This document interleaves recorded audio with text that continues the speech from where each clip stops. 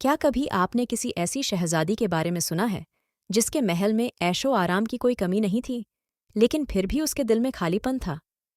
क्या ऐसा हो सकता है कि रेशमी पर्दों और सोने की दीवारों के पीछे छुपा उसका दिल किसी सच्चे सुख की तलाश में हो? यह कहानी है शहजादी ज़रीन की, जो मगरूर तो थी, पर अंदर से अधूरी। शाम ढल चुकी थी। आसमान में डूबते सूरज की किरणें शाही महल की झलक को और भी चमकदार बना रही थीं। महल के चारों ओर ऊंची ऊंची दीवारें थीं, जिन पर कीमती मीनाकारी की गई थी। झाड़ फानूसों की रोशनी से महल का हर कोना जगमगा रहा था। बागों में मोर नाच रहे थे और झरनों की मीठी धारा पूरे माहौल को सुरम्य बना रही थी। दरबार के बीचों बीच एक ऊंचे मखमली आसन पर शहजादी ज़रीन बैठी थी।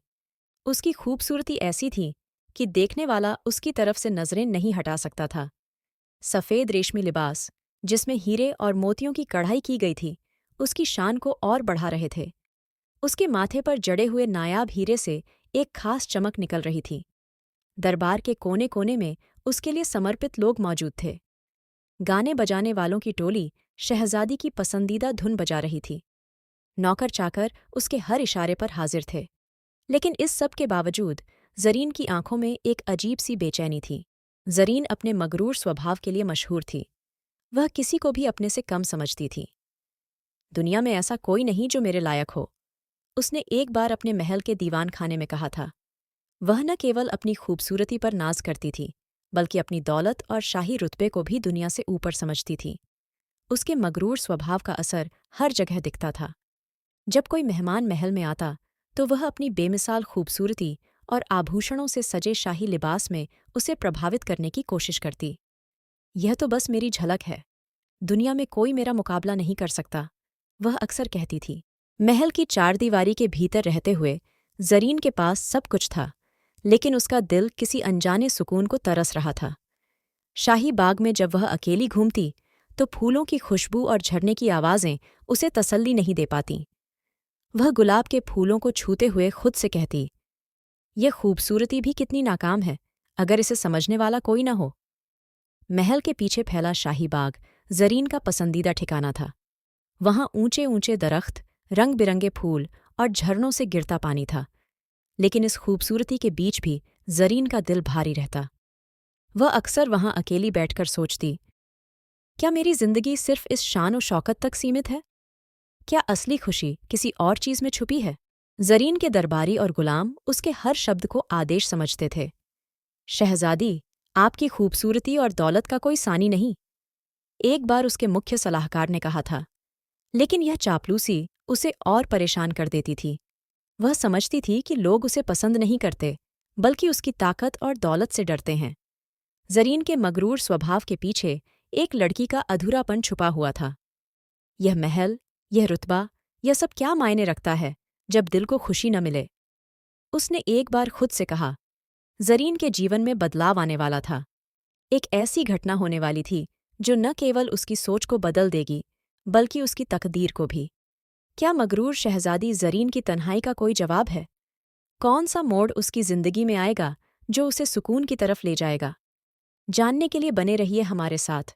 क्या कभी आपने किसी ऐसे इंसान के बारे में सुना है जिसने दुनियादारी को पीछे छोड़कर सादगी को अपनी ताकत बना लिया हो? एक ऐसा फकीर जिसका दिल इतना बड़ा था कि उसमें हर जरूरतमंद के लिए जगह थी और खुदा की इबादत ही जिसका मकसद था। यह कहानी है फकीर सलीम की, जिसने दुनिया की चकाचौंध को ठुकरा दिया और सादगी में सुकून पाया। गांव के किनारे एक छोटी सी झोपड़ी थी, मिट्टी की दीवारें और घास फूस की छत। दरवाजे पर लकड़ी की एक पुरानी चौखट थी, जिस पर वक्त की मार साफ नजर आती थी। झोपड़ी के बाहर एक नीम का पेड़ था, जिसकी छांव में सलीम अक्सर अपनी चटाई बिछाकर बैठा करता था। झोपड़ी के अंदर की दुनिया और भी साधारण थी। एक कोने में मटके में पानी रखा था, दूसरी तरफ एक पुरानी चटाई और तकिया। दीवार पर खुदा का नाम लिखा हुआ था और पास ही कुरान का एक लिपटा हुआ हिस्सा रखा था। सलीम का जीवन बेहद सादा था। वह रोज सुबह नीम के पेड़ के नीचे बैठकर इबादत करता और खुदा का शुक्र अदा करता। या अल्लाह, तूने जो दिया है वह काफ़ी है, मुझे इतना बस दे कि दूसरों की मदद कर सकूं। यह उसका रोज का दुआ था। गांव में हर कोई उसे सलीम बाबा कहकर बुलाता था। सलीम बाबा का किरदार न सिर्फ सादा बल्कि गहराई से भरा हुआ था। वह दूसरों की मदद करना अपनी जिंदगी का मकसद समझता था। सलीम बाबा की झोपड़ी के बाहर हर रोज लोगों की कतार लगती थी। कोई खाने के लिए आता तो कोई दुआ करवाने। एक दिन एक बूढ़ी औरत उसकी झोपड़ी पर आई। उसके चेहरे पर भूख और थकान साफ नजर आ रही थी। बाबा, मेरे पास कुछ भी नहीं है, बच्चे भूखे हैं, उसने रोते हुए कहा। सलीम ने बिना एक पल सोचे अपनी सूखी रोटी का आखिरी टुकड़ा उसके हाथ में रख दिया। ले मां, इसे खा ले और अपने बच्चों को दे दे।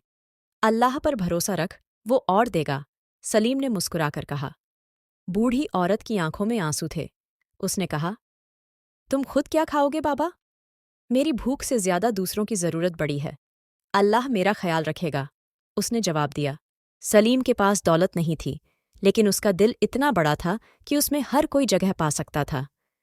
गांव का एक आदमी जो सलीम से जलता था, एक दिन उससे बोला, बाबा, तुम इतने गरीब हो, न खाना है न कपड़े, फिर भी इतना खुश क्यों रहते हो? सलीम ने मुस्कुराकर कहा, गरीब वो है जो दूसरों को देने के लिए कुछ नहीं रखता। मेरे पास सुकून है और वही सबसे बड़ी दौलत है। गांव के लोग सलीम की इज्जत करते थे।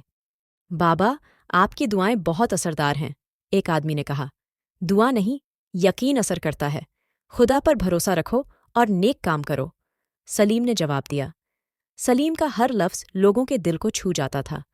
उसकी बातें सादगी में लिपटी हुई लेकिन गहरी होती थीं। सलीम ने अपनी जिंदगी में बहुत संघर्ष देखे थे। बचपन में उसने अपने माँ बाप को खो दिया था।